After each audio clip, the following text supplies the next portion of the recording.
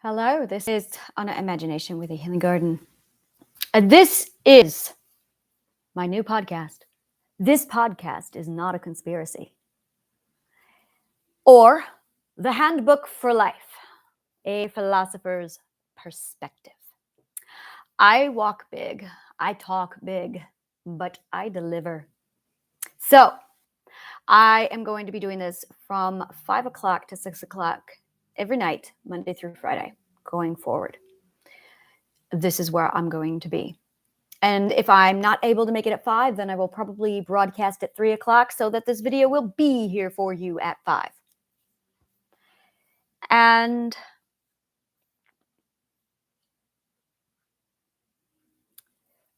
I had a massive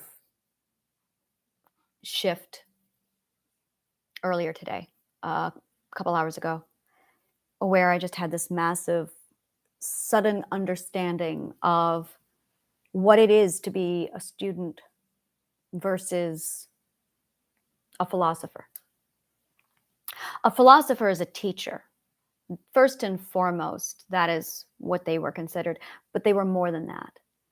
There are only 2 cultures in the entire world that I know of in the Western culture. I need to clarify that because I did not study the Eastern culture. And that culture, that practice, these 2 particular groups, in both cases, had something, a role, a status of scholarship, where the revered scholars roamed around teaching through song, music, and story. The most famous of these are philosophers and the Irish bards. Now, a lot of people today don't quite understand what a bard is, so there's a lot of miscommunication. They think it's just a singer or a minstrel, and this is not the case. A bard was an order equivalent to a druid. In fact, I believe that the bards were, in fact, druids. More on that later. And there were orders, there were ranks, like a fili and a kili. A fili was the highest rank of order among all of them. It was extraordinary. These were people who were so revered that the kings, they wouldn't go from village to village. People think that's what they did, the roaming bard. What they really did was they were summoned by kings from kingdom to kingdom, and their job was to arrive. The court jester is a myth. It wasn't quite the court jester. It was this massive scholar who would arrive and teach lesson and song through play and story, not for entertainment, for educational purposes.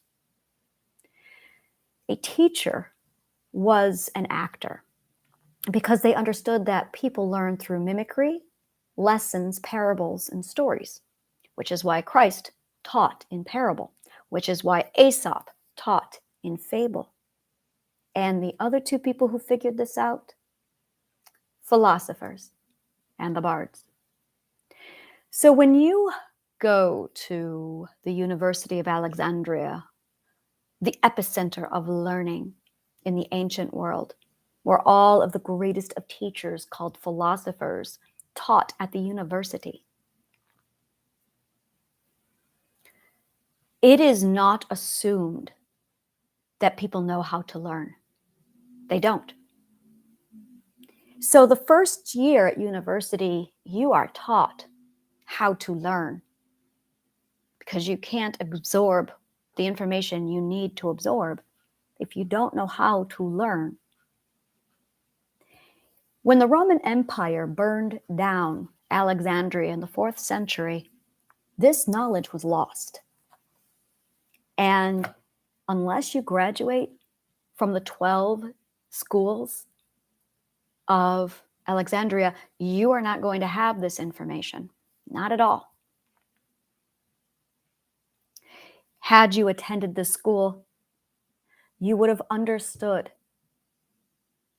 that if we are to learn, if we are to advance, if we are to do anything in life, the most vital piece of information we have is our ability to learn. And that is one subject that is not being taught in any school, period, except my alma mater, the ancient library, the ancient University of Alexandria. So when I say to you, follow my example, follow my lead, it is 100% based off of the understanding that we all learn through repetition and mimicry. However, in order to do this, you need an example. You need a solid, single, stable example where you can just point at it and say, there it is. But we don't have that. Our parents are not the greatest ethical compasses. And we're all arguing over who gets to be the example. Really, that's truly it. We're all arguing over who gets to be the example. Which religion is going to have the right example that we all have to follow? Now, no one's saying it because no one knows it, because no one studied it, because no one else here went to the University of Alexandria, but that's pretty much what we're all fighting over. Who gets to be the example? And we've been arguing for so long over who gets to be the example that we have forgotten who we are, what we are, where we're going, and why we're here. Which is the question that Socrates was asking back in his material. The reason why Socrates asked these questions was because the answers give you literally how to learn 101. But it all starts with that question, who are you? This is the first part of the Philosopher's Compass. So, one of the things that you learn while going through these 12 schools is balance. Balance has got to be easily the most fruitful thing I have ever walked away from. Of all the lessons taught at Alexandria, it was this: balance. There's work I talk about regarding the pendulum, the parental pendulum. Basically, it's traumatizing you over a significant surplus of A, so that when you become an adult, you avoid it with a significant surplus of B, with the intent to have a deficit of A. It's actually a form of PTSD, but that's another topic. Once you understand that you're thinking in this polarized, avoidant mindset, the next trick is learning how to become balanced and integrated. When we live in a life of extremes, we end up with an imbalance of everything from emotions, people in our lives, situations. It's something that I have had a very difficult time with my whole life, of an excess of talking, because I had an excess of silence. So my whole life, I was way over here with silence. And over the last, since 1995, I've been doing nothing but talking. In one way, you could say that I was literally in the 8th perspective. And then, of my life, the 8th perspective of my life. And then, today, I realized that I talk too much and that I need to be very protective over my emotions. That I need to be more protective and guarded over my words. That I have way too much of a surplus. So I took the next 3 days off of work. I did some analyzing. I withdrew and took care of myself. I came to some very solid decisions, and I completely revamped the healing garden. to the point where I'm calling it the imagination garden or the kinder garden. I'm still working on that. The kinder garden, like kindergarten. And one of the changes I'm making is instead of doing like 18 podcasts a day while I was going through the knowledge that I was studying, instead I'm going to do one podcast at 5 o'clock. Now I'm still going to do my journal and my research with shifting perspectives. But at 5 o'clock, I am going to be here with This Podcast Is Not a Conspiracy, where I talk about a summation of my points so that you have something to listen to on your ride home from work. The first thing I want to talk about is forgiveness, what it looks like, and how to cram it into your life. Forgiveness was something that I could not understand logically. Every time I asked anyone for a definition of forgiveness, and try this yourself, every time I asked anybody for a definition on forgiveness, the responses I got back were an avoidant, an imprecise, talking instead about the destination and the results of forgiveness. No one actually could lay down what forgiveness was. Now, we all can talk about sad because we all know sad. And then there's also people who don't agree on what forgiveness means. Now, this to me is what I call a logical anomaly. That to me is a red flag. When I see anomalies like that, that is a whole lot of red flag going off. When there is inconsistency in definition, why do you think that is? The only time you get an inconsistent definition, the inconsistent anything, is when you lack a definition. This is one of the first things you learn in philosophy, is the severity, the value of definition. In fact, when you study logic and formal argument and debate in philosophy, the very first lesson is define. Definition. Definition is everything in logic. So here was this word forgiveness, and there's a lot of different opinions on what forgiveness means, which tells me there's a lot of people who actually don't know what it is, which means we are repeating it from somewhere else. Now, who talks about forgiveness? I did not have to go very far for this. Christ. So I pulled up the Bible, not really, it was metaphorically in my head because I had the damn thing memorized at one point. And I pulled up basically what I remember about what Christ said about forgiveness. Now, I don't care what he said about forgiveness. That's not the point. What I do know is Christ graduated from the University of Alexandria. That when he was 12 years old, talking to the wise men or the prophets, the priests, he was talking to philosophers in Alexandria because Christ quotes the research I did. Christ quotes all of the stuff that I found.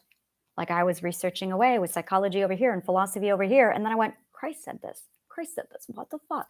So when I looked into what Christ was saying, while I was also working on my own logical deductions over here, I started to notice that they started to partner up. I started to notice that what Da Vinci taught, what Da Vinci said, also mirrored philosophy and psychology. It was extraordinary. The more I studied sociology, philosophy, and psychology, the more all this started to come together. And I noticed there's a few people in history who are saying the exact same shit. And I realized something. You don't talk about this shit unless you know shit. And the only way you know shit is if you go to the Library of Alexandria. This shit, anyway, this particular flavor of shit is very much reminiscent of the Library of Alexandria. So I realized that a lot of what Christ was saying was this. So I made a note that there were a few things Christ said that a lot of people were parroting and having no meaning to, like forgiveness. I remember It was a Tuesday. Not really. It was when I was in the 10th perspective. And I came into the 10th perspective and I felt in a new emotion. This is something we are not aware of. You are not born with all of your emotions. You do not get to feel your emotions until you master the little ones. This is one of my favorite things to say to people because I say, you got to master the little emotions first before you get to the big ones. You get the big ones after the 7th perspective. And people will say, you mean these are the little emotions? Yes, those are the little emotions. Sadness is a little emotion. Joy is a little emotion. They're tiny. Forgiveness is a big emotion. Really powerful. In order to understand forgiveness, though, you have to understand the trade and the gift exchange and the emotional energy that's being transferred at that stage. It's beautiful. It's absolutely beautiful. And when that happens, that's when you feel forgiveness. But you have to also understand authority, power, and control. So I'm going to try and explain it to you this way. Forgiveness is the act of gifting and surrendering your authority in exchange for a state of vulnerability to the people who hurt you most. The only time I've ever seen this done was Jean Valjean in Les Miserables. The priest gifted the silver candlesticks to Jean Valjean after Jean Valjean stole from the priest. That's forgiveness. It is truly a state of surrendering or setting aside your own authority to voluntarily step into the role of vulnerable submissive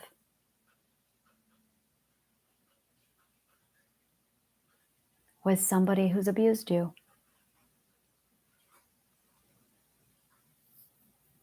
Forgiveness requires courage. That's what people don't know. Forgiveness requires courage. Paying it forward is easy when you're giving it to a stranger. Paying it forward is easy when you're giving it to someone you love. Try paying it forward to somebody who's hurt you. Try paying it forward to an enemy. That's forgiveness. How many of you are actually practicing forgiveness? This weekend, I failed my test. Somebody I love hurt me, and I projected and lashed out defensively. I did not practice forgiveness. It was the very first opportunity I had to really practice forgiveness, and I blew it. So I get to go back and try again later. I love failure. Failure is my happy place. Every time I fail, I go, yay, learning lessons. I'm so happy. I love failing. Okay. The second thing I want to talk about is integrating silence into your conversations. This is all about slowing down. And people with ADHD are really going to hate this section. We are abused because we go too fast. We are abused because we don't pause. We are abused because we are going so fast that we don't realize that one's being pulled over our eyes. So we're going too fast. By meditating and pausing, by identifying the emotion urgency with abuse or a red flag, it allows you to identify manipulation much easier. There are two emotions that are fantastic for identifying manipulation. Those two emotions are being rushed and confusion. If you feel either one of those two emotions you are in the very vulnerable, precise place you need to be for abuse. Every time. Now, it does not mean that feeling those emotions means you are being abused, but it should raise your alert to say, whoa, what the hell is going on? I have a very strong belief for me that when I feel confused, that's time to go to the bathroom, because that allows me to pause and think. I also have another code that I live by. You're going to hear me say this a lot, which is if it feels right, and if it feels good, and if it gives you joy. When you have those three things that you just weigh everything against, it tells you precisely where it is you are supposed to be doing precisely what, when. And if you can't answer those three questions properly being yes with all three enthusiasms, then that should be a red flag to you that something is up. You need to listen, but you can't listen if you don't slow down. So the very first lesson of learning is listening. And listening requires that you slow down. You must slow down. But no one is slowing down, so no one is listening. There are many types of listening. The best way to listen is to learn. Now, a lot of people don't know what that means. They hear it, but they don't know what it means. Listening to learn means listening to collect information only. You're not making plans with the information. You're not planning on using the information to turn it around and reform your own sentences. You are just receiving the information. So when I say listen to learn, I want you to listen to receive and hold the information. Now, we all suffer from something called story sickness. Story sickness is when we exaggerate, make assumptions, compose improbable fictions of a future that may or may not happen, accumulate information while you're talking to somebody so that you can plan your own response. Those are all symptoms of story sickness. And when that happens, you don't listen. So to prevent story sickness from taking over your listening, the second law must apply. You must have an open mind without prejudice. Open mind without prejudice.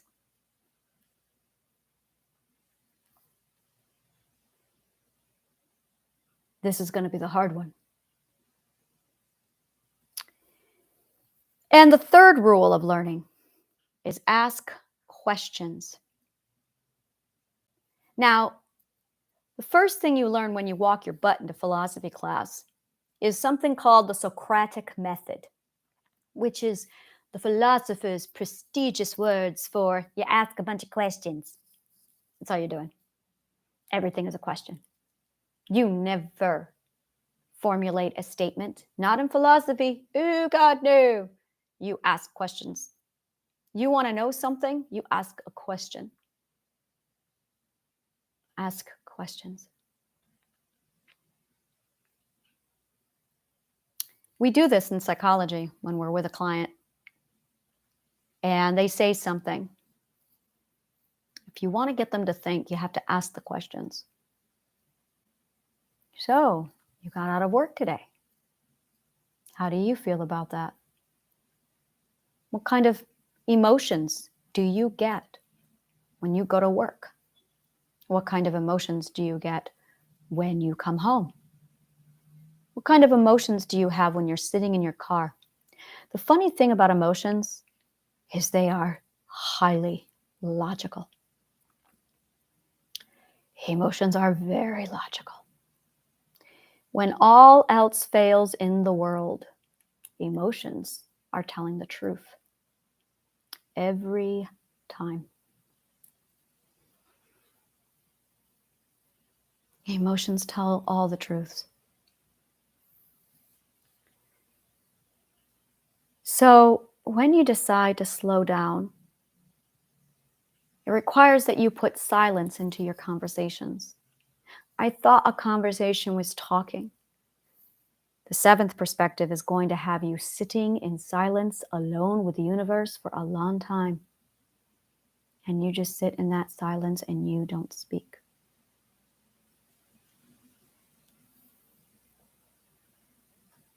It's very easy to make assumptions.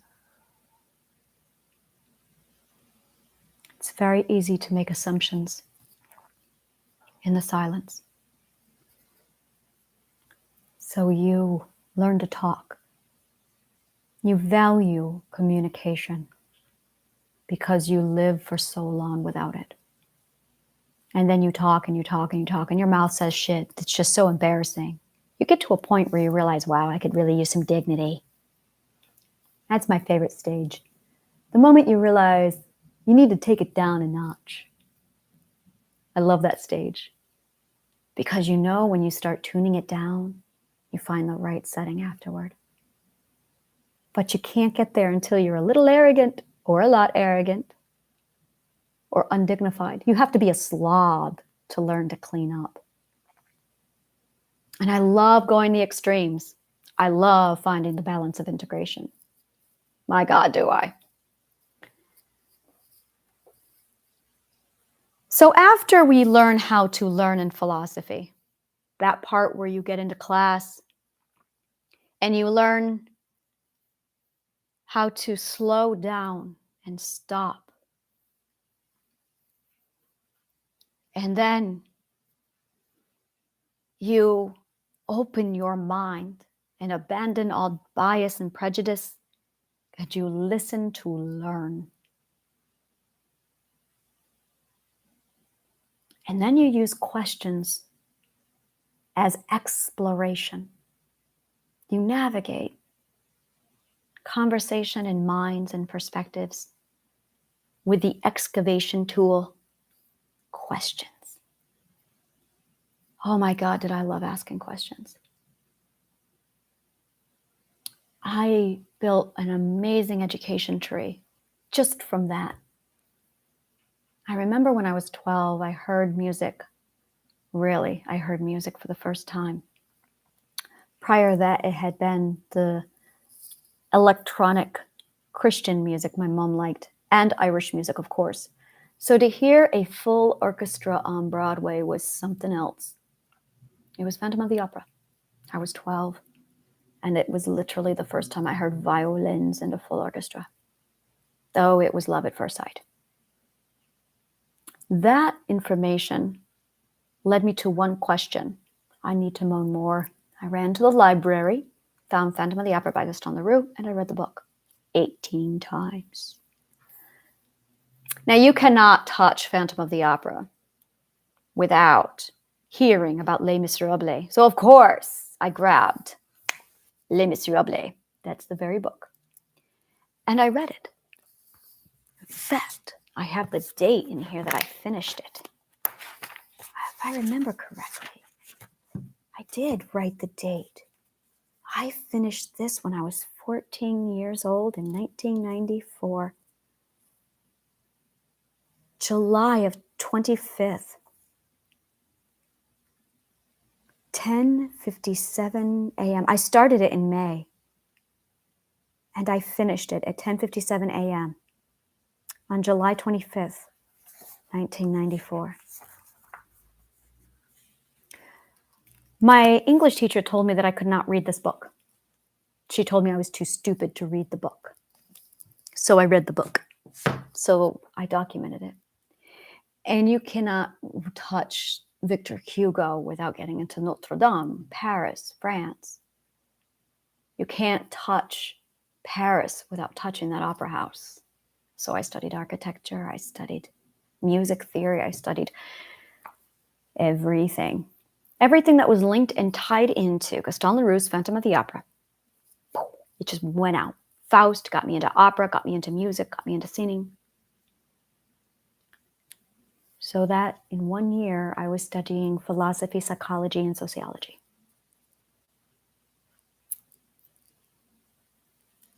And there we are, asking the questions. Who are we? Why are we here? Where are we going? What are we doing?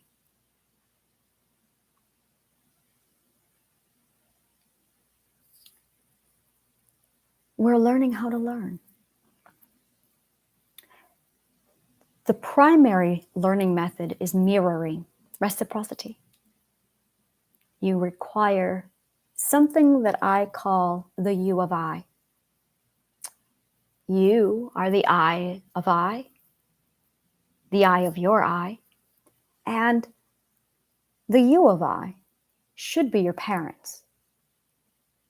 And then when we get married, the you of I switches over to the partner. And then you start to mimic and repeat the behavior of your you of I. But if your you of I is not ethical, suddenly you are repeating behavior. So when you are in philosophy, you are taught, and you learn how to learn through logic with the application of mimicry and repetition. And the teacher, the philosopher, assumes the role of student.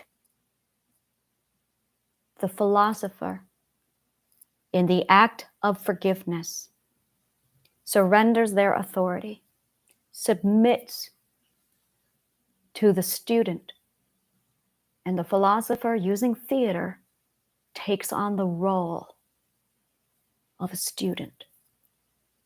The student then sees the philosopher asking questions, and the student starts to mimic the behavior of the teacher, who acts like the ideal student. This is only achieved if the teacher has studied learning. So the teachers would get down and they would play theater with the children and the students. And the teachers would pick up story and Plato, and they would play with the children. And when the teacher wanted to share, the teacher would say, I want what you have. If I give you this, will you give me that? And we can share? That is how you teach your children how to share. The only place where we really have figured this out is reading books. The only place where we have figured this out is reading books. Every book person in the world, probably because they read books, have figured out that if you read a book, your children will learn to read a book. Because children learn through mirroring and repetition. So if you set a good example and literally act like a child yourself, then your child will act the way they should act.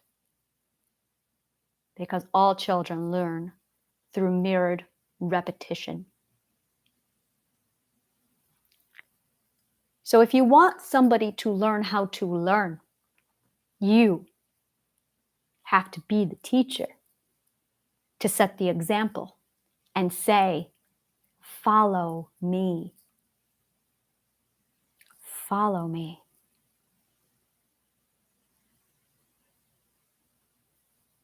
I understand now the terminology.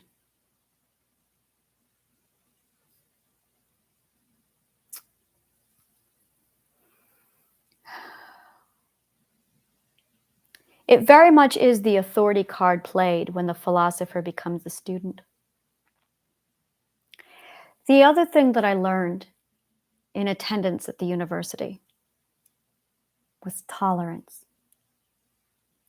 I do interviews and research with people, asking them about define world peace. Define what's wrong with the world today. What do you think is the biggest problem with the world today? What would you change? How would you change it? And what people don't know is my actual question that I'm asking them that they are actually answering for me. It's their answers that tell me what's wrong with the world. And every one of them failed my test. Every one failed. And that's what's wrong with the world today. The right answer is that your way is no one else's way. Tolerance. Acceptance that your way is only your way. That's what's wrong with the world today, is no one could give me that answer.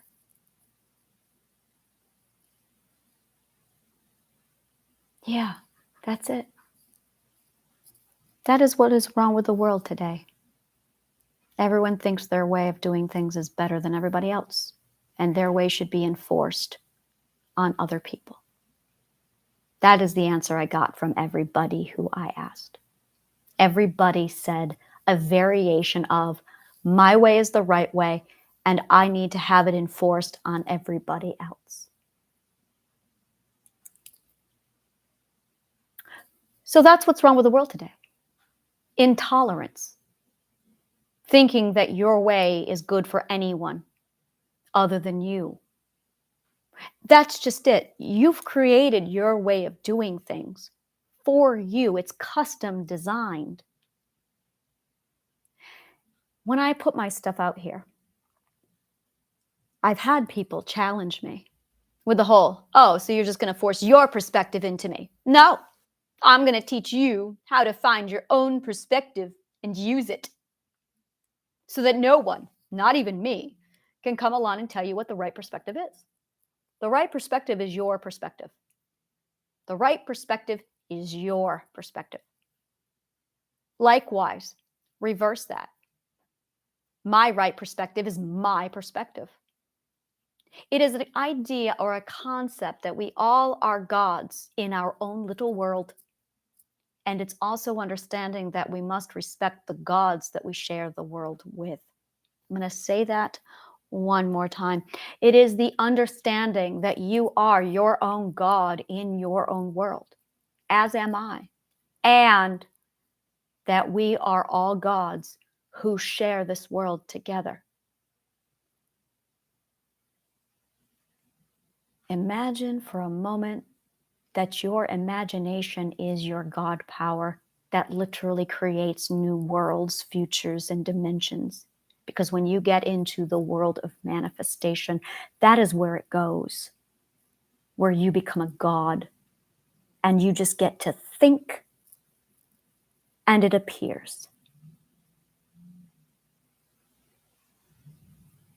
You need to make sure that when you wield that kind of power, you suddenly are very, very thoughtful of everyone else's perspectives while also protecting and valuing your own.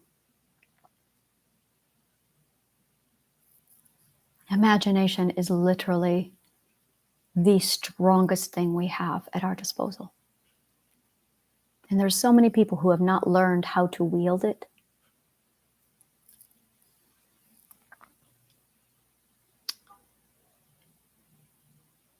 So I'm going to wrap this up soon. And I will be here tomorrow around 5:15 again. And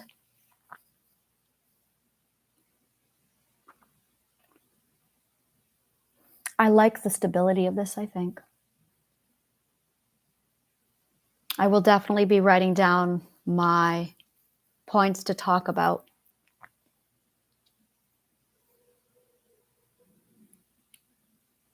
I'm going to probably play around with it a bit to see what works for me. Make sure that everything is feeling good. So I'll definitely be playing with it, but this is definitely, it feels right, it feels good, and it gives me joy. And really walk away with that today, learning how to learn. If it feels right, if it feels good, and if it gives you joy. And then listening, slowing down and listening. Keeping an open mind without prejudice and asking questions. This is Anna Imagination, The Healing Garden, and this podcast is not a conspiracy. The Handbook for Life, a Philosopher's Perspective. Thank you so much, and may the kindest of words always find you.